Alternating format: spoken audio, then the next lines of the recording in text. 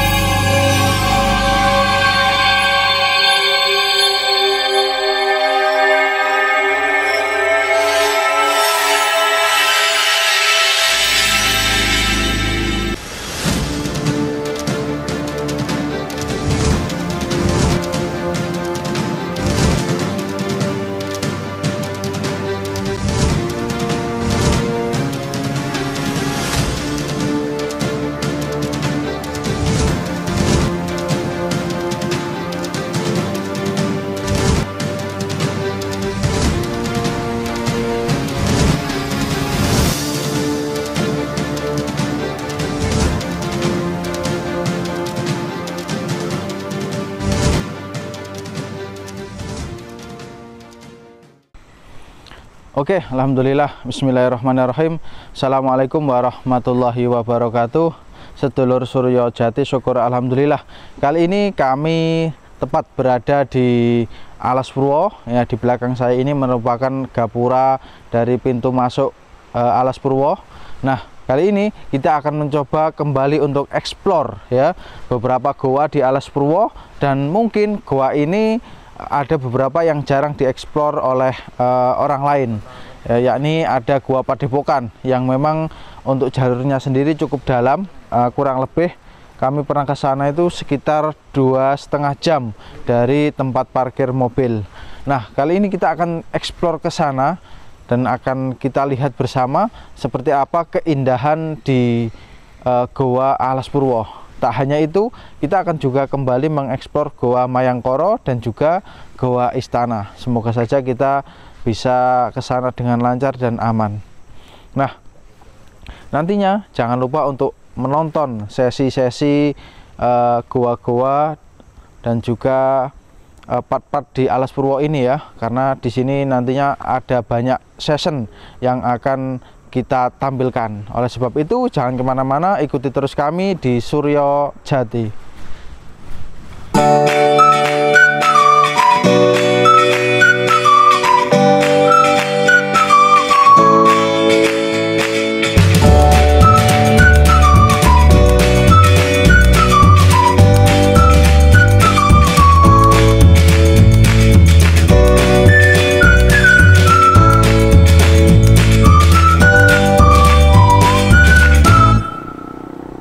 Kali ini tim Suryo Jati bersama rekan-rekan dari para putra Sanggar Adiluhung untuk menuju dan mengeksplor ke beberapa goa. Di sini ada Mas Denny, Mas Bagus, Mas Vicky, dan juga Mbah Joyo.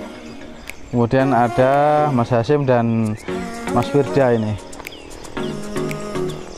Nantinya perjalanan akan ditempuh dari sini ke tempat parkir kurang lebih sekitar 20-30 menit, dan untuk jalannya sendiri di sini sudah sangat lancar, sangat mulus karena sudah diaspal dengan bisa kita lihat sendiri ya, dengan sangat bagus ini.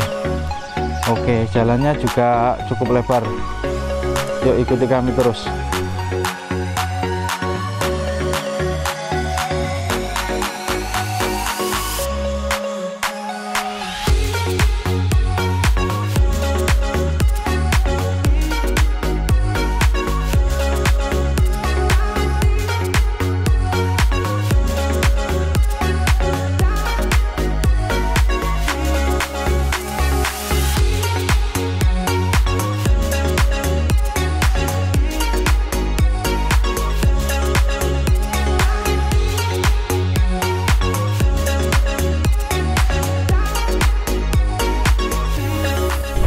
Oke, jadi untuk masuk ke Alas Purwo ini, untuk mobil kita ada tiket masuk kendaraan 10.000 untuk roda 4.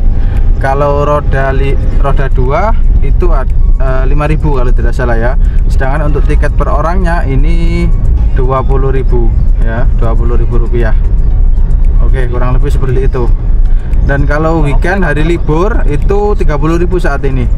Ya, hari Minggu dan tanggal merah itu biasanya 30.000. Oke, yuk kita lanjut. Nih view-nya luar biasa sekali, mantap.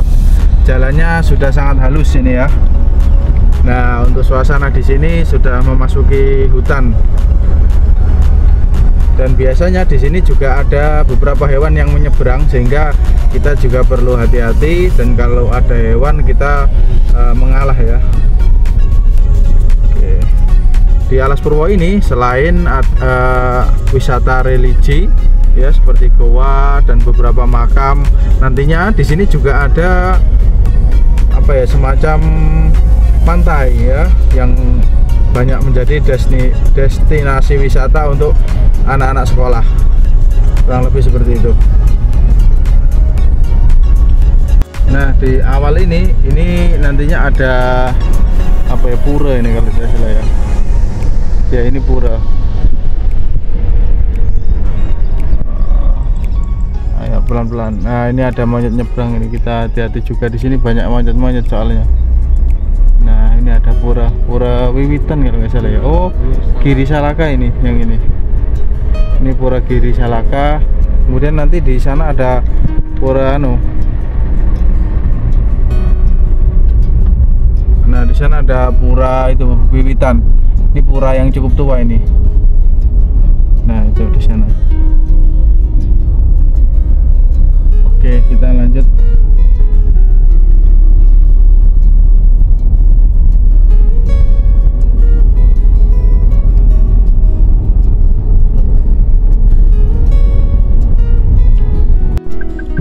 Oke, di sini kita ada tempat parkir ya. Kalau ke kiri ini tempat parkir sepeda motor, sedangkan kalau untuk mobil ini parkirnya ke sini ya.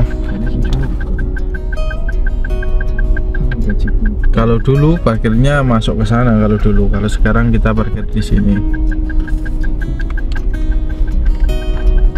Oke, kita parkirkan dulu, kita siap-siap.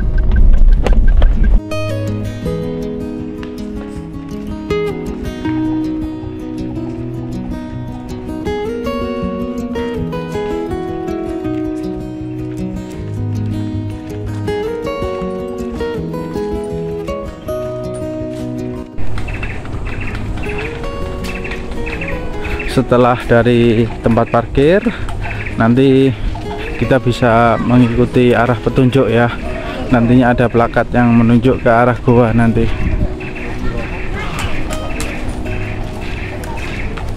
Kalau ke sana ini ke pantai ini, yang mau berlibur ke pantai. Nah, untuk ke goanya ini kita belok ke sini, ke sana nanti.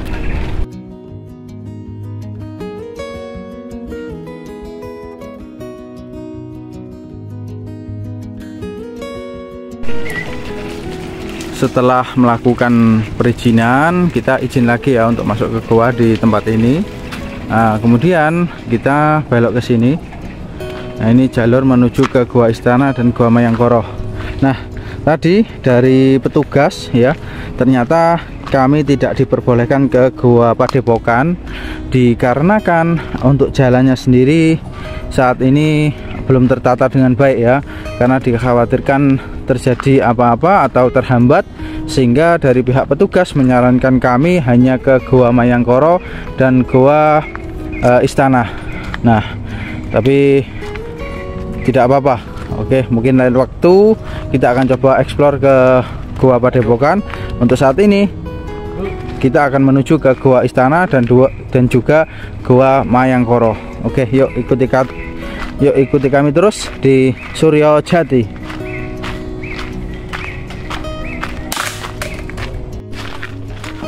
Dari tempat parkir untuk sampai ke Goa Istana ini kurang lebih 30 sampai 40 menitan ini ya. Kita jalan kaki saja lurus mengikuti jalur setapak ini. Oke, di sini kita sudah memasuki alas bambu. Jadi untuk kesini kita perlu membawa beberapa perlengkapan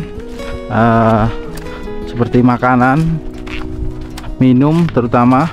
Tapi kalau di sana di Goa Istana sendiri kita dekat dengan sungai, jadi bisa ambil air. Airnya di sana juga cukup bersih.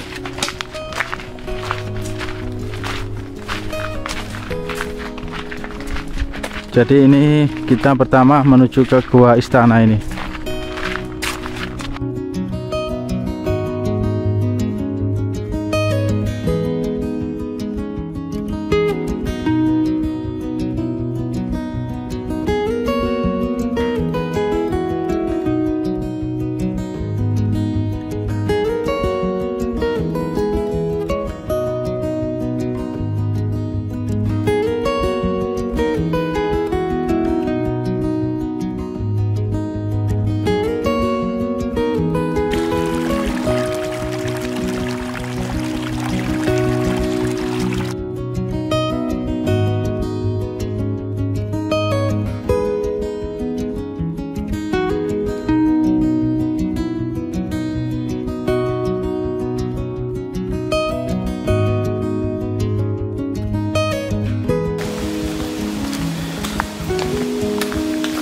Oke, jadi setelah perjalanan tadi kurang lebih setengah jam ini ya, kita sudah hampir sampai di Goa Istana.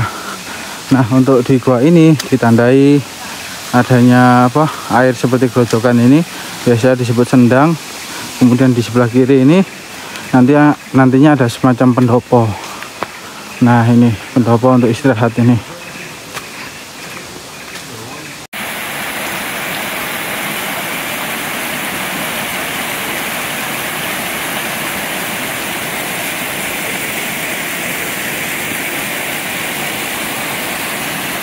Oke, di tempat ini sebelum ke Goa Istana ini ada satu sendang ya, yang biasa disebut satu sendang.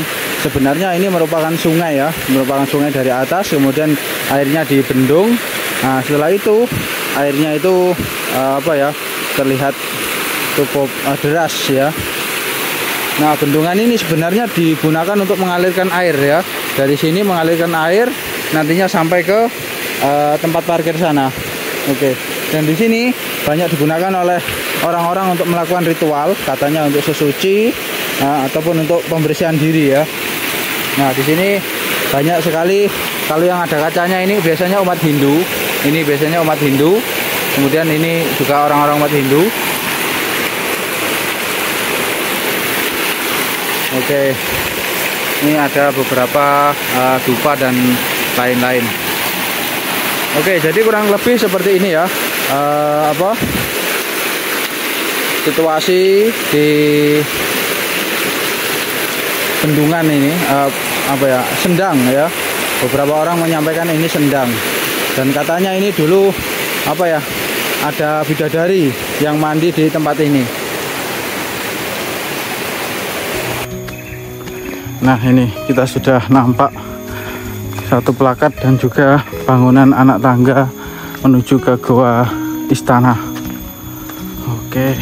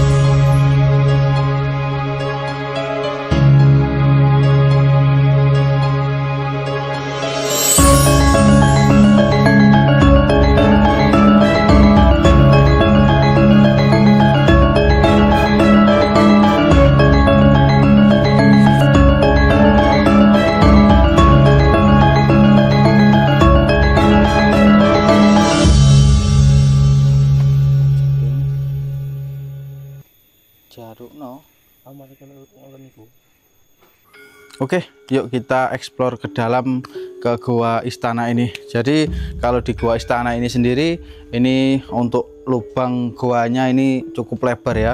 Bahkan di dalam ini bisa diisi puluhan orang. Oke, tapi di dalam sini cukup gelap. Kita butuh penerangan yang cukup ya. Kita butuh penerangan pakai senter yang cukup agak terang. Oke, di sini yuk. Jadi di sini apa ya, asap dari ini, dari dupa orang-orang yang datang ke sini cukup banyak ini. Nah, ini kalau kita pakai senter HP ini nggak kelihatan ya, nggak kelihatan. Jadi ini untuk ruangannya sendiri, kalau di atas ini banyak kelelawar ini ratusan kelelawar ini ya. Nah itu nampak nggak itu di kamera ya. Nah, jadi kalau ada orang ritualan atau tidur di sini biasanya ya kejatuhan itu tai kelelawar ya. Oke, ini gua istana yang kita eksplor. Jadi saat ini cukup tempatnya cukup tertata ya. Ada payung-payung dan juga kain-kain. Nah, di gua istana ini konon merupakan tempat yang dulu pernah disinggahi oleh Insinyur Soekarno, dan juga ada beberapa mitos ya, beberapa cerita masyarakat menyampaikan bahwasannya para raja-raja Jawa itu katanya berkumpul di tempat ini ya, katanya seperti itu. Tapi nanti kita akan coba ungkap juga ya, apa benarkah demikian atau ada cerita lain, atau cerita itu memang sengaja dibuat-buat karena banyak sekali ya, bisa jadi dibumbui oleh beberapa orang-orang tertentu. Oke, nah di gua istana ini juga ada dulu itu ada air yang selalu netes kalau tidak salah. Nah di sini ini sekarang ada wadah dari apa? Ada wadah ini dari semacam batu ya.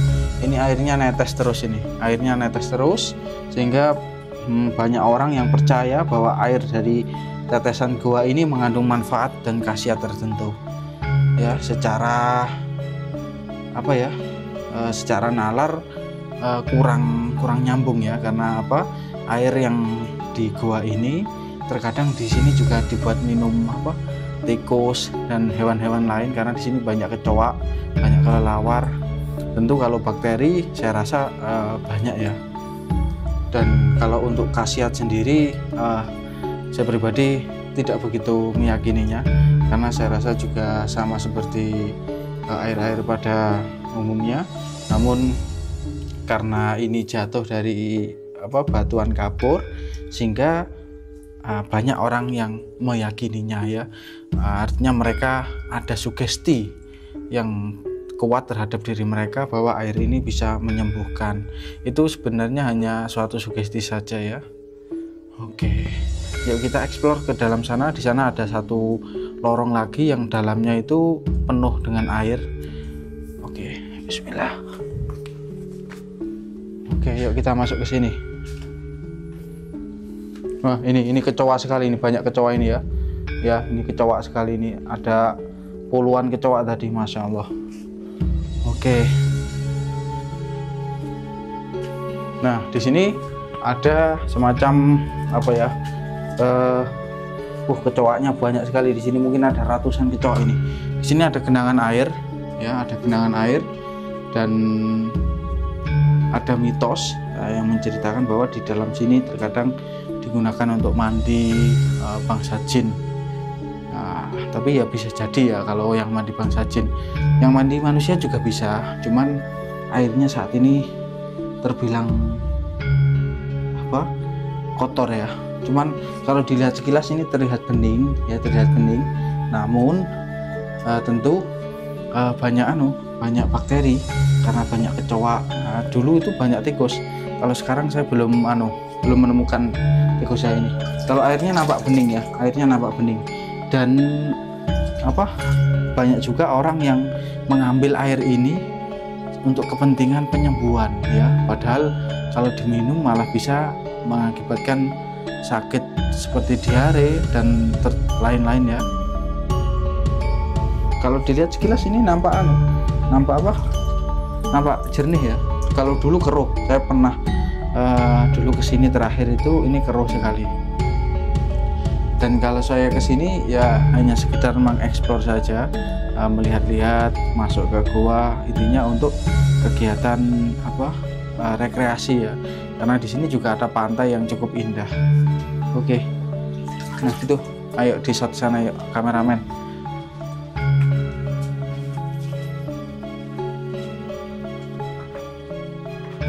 Oke, itu ya.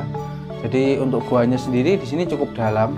Kalau untuk kedalaman dari air ini pernah ada orang yang masuk dan mandi ke sini, tidak terlalu dalam, airnya mungkin sekitar 1 meter saja kedalaman dari air ini. Tapi air ini tidak pernah surut ya, dari dulu tidak pernah surut karena mungkin ada resapan air entah dari bawah ataupun dari atas. Oke. Dan bisa kita lihat ya, ada banyak sekali kecoa itu di dinding-dinding itu ya. Nah itu banyak kecoa itu ya. Tentu bagi yang jijik dengan kecoa, wah jangan masuk ke sini, tidak saya rekomendasikan, bisa-bisa sakit kejang.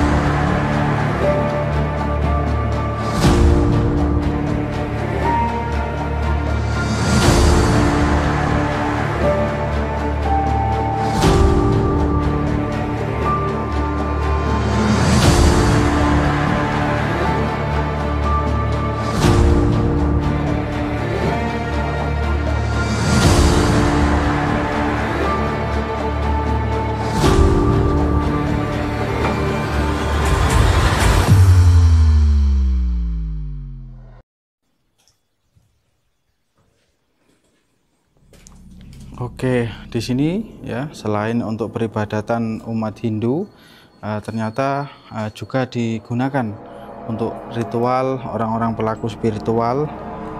Mereka melakukan kegiatan spiritual di sini. Bahkan di sini tadi saya menemukan banyak sekali foto ya, entah digunakan untuk apa.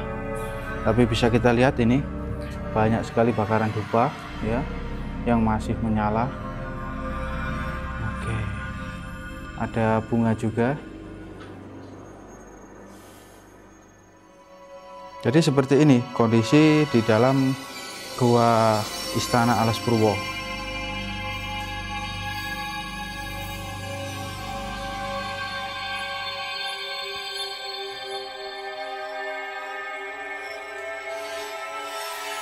Itu bisa kita lihat ada ratusan kelelawar di atas ini ya. Masya Allah, itu kelelawar semua itu. Nah, ya, itu kelelawar semua itu. Dan ini cukup banyak kelelawarnya ini.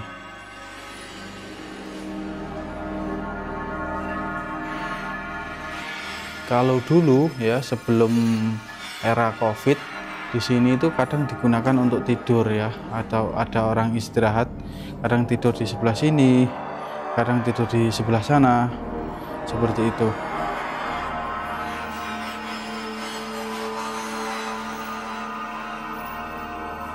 Nah ini nampak cukup lebar ya untuk goa ini.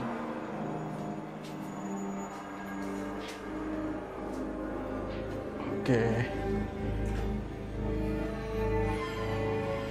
Setelah ini kita akan eksplor lagi ke Goa Mayangkoro yang tak kalah seru, tak kalah indah dari tempat ini.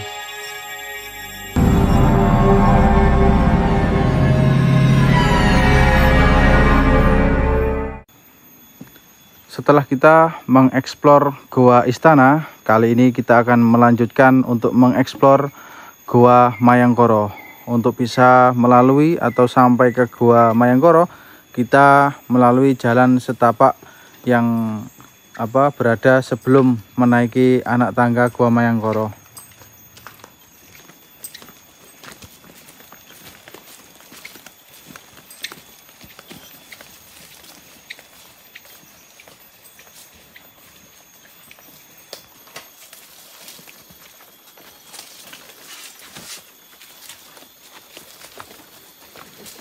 Wah, ini untuk jalannya ini sangat sempit ya. Kita perlu merunduk ini.